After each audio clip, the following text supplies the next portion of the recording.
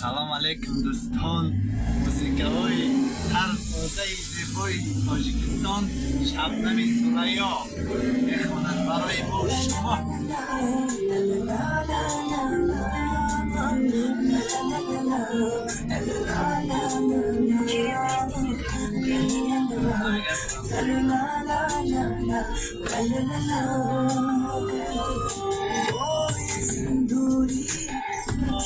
مجبوری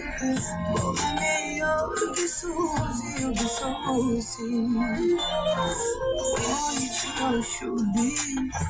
با همه خوبی قدر پیام نمیدانه چی سوزی وای دل خستم سخت شکستم وقتی منتظرش پر از این روزی